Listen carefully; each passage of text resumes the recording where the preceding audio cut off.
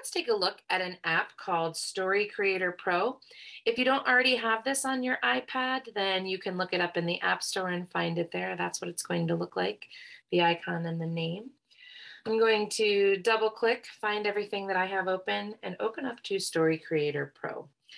So what can you use Story Creator Pro for? This is a really beautiful app that can create some nice storybooks containing photos, videos, text, and or audio to tell a story. It could be something like you see here, Amanda's favorite things. This is a chance to share stories and provide opportunities to use language and engage in social exchanges. So let's look through this story. So let's say you are meeting me for the first time and you said, hey, tell me about yourself. I could show you this storybook. I could simply click on it. This is my cat, Loki. Okay, so you can learn one fact about me. I'm gonna advance. This is Rojo. Okay, there's my fish, Rojo. I like plants. So you can see here, this gives you a few tidbits about me. So obviously this is not a very extensive story. I just told you 3 facts about me. But if you were meeting me for the first time, this would be 3 things that I could share with you that I love in my life. So this is really neat because, as you could probably hear and tell, that was actually my voice. So I recorded for each of these story pages my own voice. Kids love hearing stories in familiar adult voices as well as their own voice. So if you do have a child who is speaking, they could record their own audio, or it could be mom, dad's voice, maybe a teacher, grandma, grandpa, sibling. So anybody can record. What's really neat here, not only can it be a social piece, this could be something that could really open up worlds in terms of social opportunities and social engagement. It also can be a motivator. Kids might just enjoy sitting and looking at. This is Rojo. So let's say I really love looking at pictures of my fish. Okay, I can put a picture in here. I also could put a video. So this is something where I could insert a video into this page, and I could sit and watch the videos. So basically, it's really nice because you can create. I like plants. So you can create different storybooks, okay? This provides word by word text. So you might have noticed, I just wanna go back and point a few things out. You can actually create so that as the story reads, the words are highlighted. So take a look at the first page. This is my cat, Loki. So you can actually set it up so it highlights the words. So especially if you have a child that's learning how to read, this might be really helpful in terms of seeing the word and hearing it at the same time. You can play the stories page by page like I did, or you also can set it up for autoplay. I'll show you how to do that in a little bit. Okay. You don't have to record audio for the text. I just chose to for the story. I'll show you how you could just leave it as the visual if you want. You also can use the audio in terms of you could leave pauses. So you'll notice in the 3rd page, I like plants. You'll notice I went significantly slower than on the first 2 pages. I could go even slower and do I, leave a space, like, leave a space, plants. So I could actually set it up so that my child could actually repeat after each of those words. So just some different options as you're looking at this. All right. One more quick feature just to show you. If you click on the info here, notice you have an edit lock feature. So I can lock it. Notice you have to do the parental gate, 3 fingers. That will actually lock it so that no more editing can be done. So if you do have a child who maybe likes to get into and change things around, but you don't want that to happen, you can edit the lock.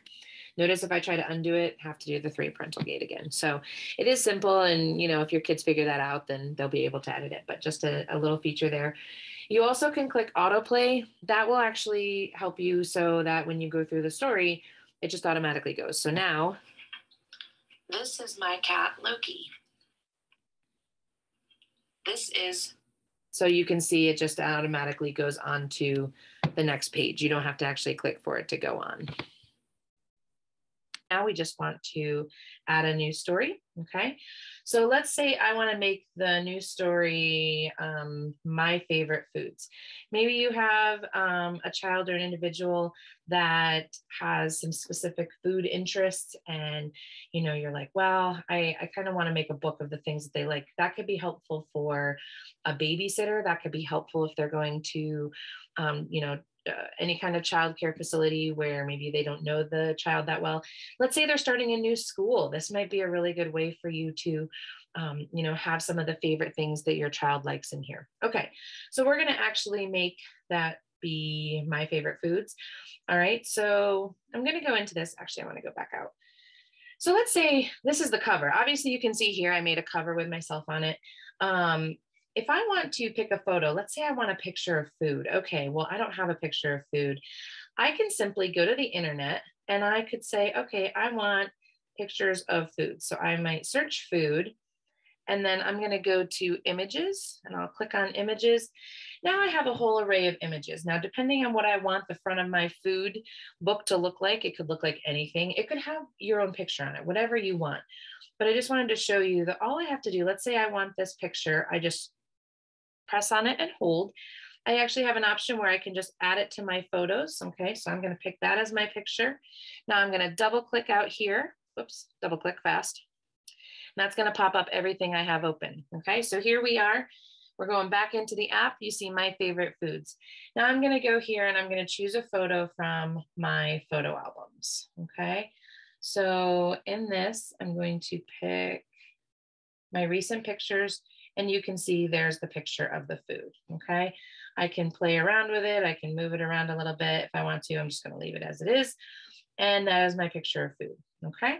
So now I go into food and I'm going to actually add, nope, that was adding a page. I'm gonna add a picture. So I'm gonna go to the camera to add the picture. And in this, you can pick which different types of layouts you want. So maybe you want to just put one food because you say, gosh, I want this to be my favorite food in the world. So I just click inside of that circle. I get existing photo coming up. I'm going to click that, my most recent photos. And there you'll see I pre-looked at it. This is a Nito burrito, my favorite food in the world, okay? So I'm gonna put the food in there. Notice you can make it bigger, smaller. I'm just pinching, going in and out, okay? So Nito burrito, whoops, no stickers yet. Go back, go down. So I put my Nito burrito in there. And then let's say I want to add text. I'm going to click on this T here. And then I'm going to say, I like Nito burrito. All right. I can pick what color I want that to be in. Maybe I'm feeling like I really like the blue, the purplish color. Actually, it looks like you have to do that first. Oh, nope, it actually changed for me. Okay, so always a learning experience every time you're working on these things, right? So that's my text. In the most recent version, you aren't really able to change the look of that much. It just stays the same, so that's okay. So if I want to add audio, I'm just going to click on this microphone and I will push the record button. I like Nito burrito. Notice to finish, I just click the button again. Okay, so it will play it.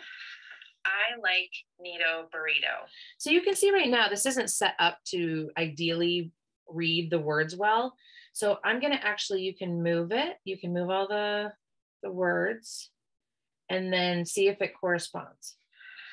I like Nito burrito.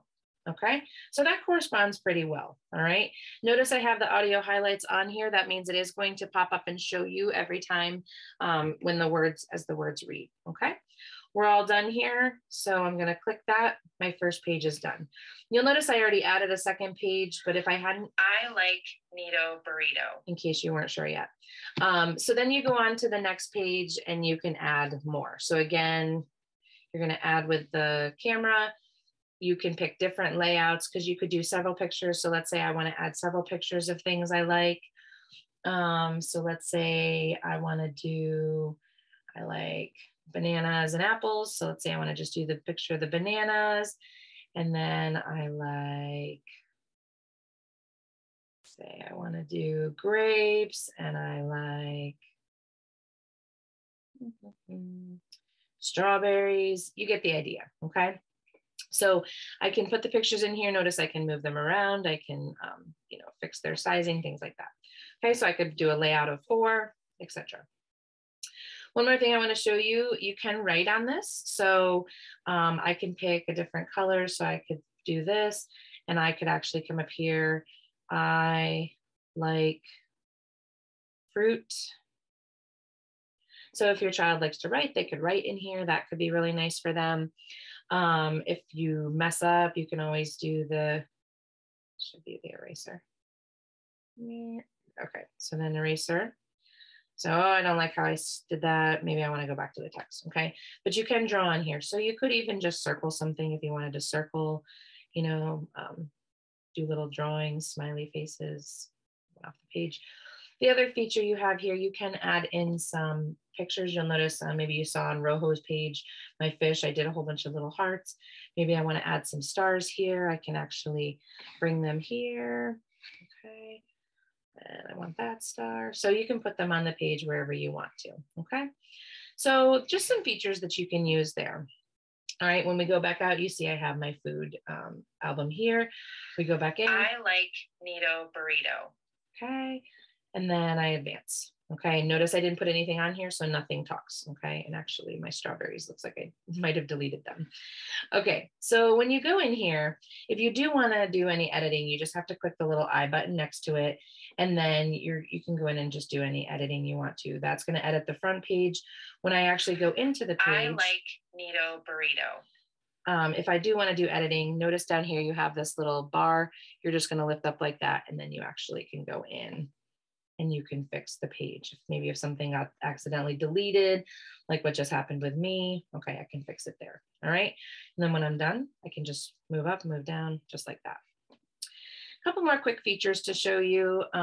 In the settings, notice you do have to do the parental gate. So you just click on the 3. You can create an account. What that enables you to do is actually share these. So you could send them to your email if you wanted to have them somewhere. Anything I would want to do, if I did try to click, export, that little button down here usually means I want to export it to somewhere.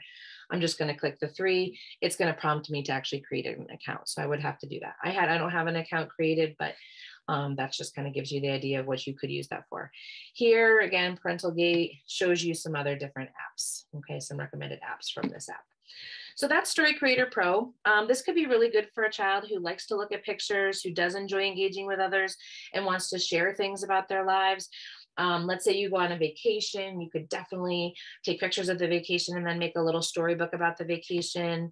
If you have a child who is learning to read and recognize words, you could create some books that maybe have, letters and alphabets. And then again, it could be in your voice. You could be talking and saying the letters and words for your child.